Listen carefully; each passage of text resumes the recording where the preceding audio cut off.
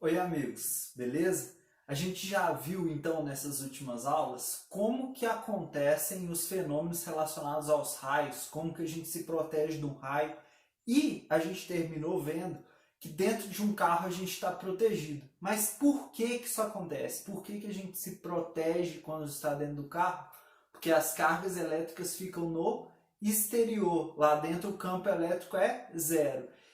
Como que esse conceito foi construído ao longo do tempo? Coloquei só 3 experimentos marcantes aqui para a gente ver que as coisas foram acontecendo e as observações que foram feitas. E aí, olha só, o Franklin, em 1775, o que ele observou? Que ele colocava uma esfera dentro de um corpo eletrizado e ela não sofria nenhum efeito quando estava no interior. E na hora que ele colocava de fora, o que acontecia aqui? Acontecia uma separação das cargas e aí a a esfera condutora sofria o efeito ali do campo elétrico. O Henry Cavendish depois, o que ele viu? Que quando ele pegava uma esfera eletrizada e colocava ela dentro de 2 hemisférios, as cargas elétricas elas tendiam a ficar o mais longe possível e elas passavam para os hemisférios, do lado de fora. Então, o que eles começaram a observar? Que as cargas elétricas sempre ficavam do lado de fora, porque por repulsão elas querem ficar o mais distante possível. E para fechar, chegou a vez do Faraday. O Faraday entrou numa gaiola, você digita aí, eu já falei na outra aula, mas digita aí, gaiola de Faraday. Você vai ver, impressionante. Ele produziu raios, entrou numa gaiola de Faraday, numa gaiola, né, de metal, uma gaiola metálica, um condutor metálico, e aí ele ficou lá dentro e não sofria efeito nenhum dessa corrente elétrica, dessa carga elétrica, aliás, que estava ali no exterior. Por quê? Porque o campo elétrico lá dentro é zero. Então o potencial é constante e não tem carga elétrica atravessando o corpo dele, não tem movimento ordenado de cargas elétricas, tá certo?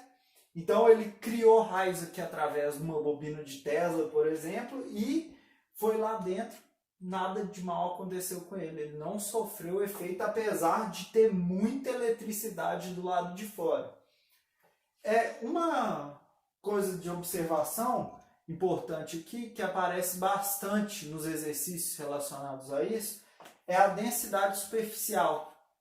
Quando as cargas elétricas se distribuem no exterior, você pode calcular se tem uma concentração grande de cargas ou uma concentração pequena. E você faz isso dividindo a carga pela área do condutor. A carga no SI é dada em Coulomb e a área no SI é dada em metros quadrados.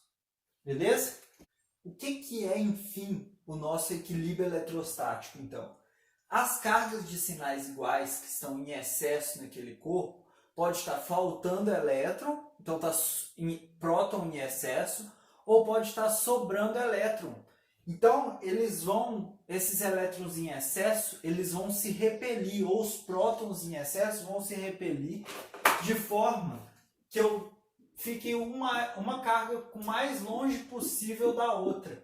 E aí elas vão se distribuir na superfície externa, porque é o jeito que as cargas encontram de se distanciarem o máximo possível. Beleza? E aí o que é então o corpo quando ele está em equilíbrio eletrostático? Como que a gente visualiza isso lá dentro, microscopicamente? As cargas elas vão se distribuindo para se afastarem o máximo que elas conseguirem. E aí elas se movimentam livremente. Agora, quando eu não tenho equilíbrio eletrostático, quer dizer que eu liguei a tomada. Aqui está desligado. O fio está lá, solto, e aí as cargas se movimentam livremente. Aqui elas se movimentam livremente, só que de maneira ordenada. Então, sem equilíbrio eletrostático, eu falo que tem um movimento ordenado dos elétrons, ou das cargas elétricas. Tá bom? Então elas vão se mover aqui, ó, por exemplo, todas para a direita, de forma ordenada. E essa é a nossa última aula de eletrostática.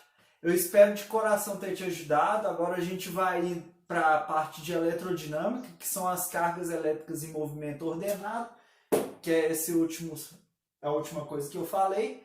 Fique comigo aí na sequência e tudo de bom!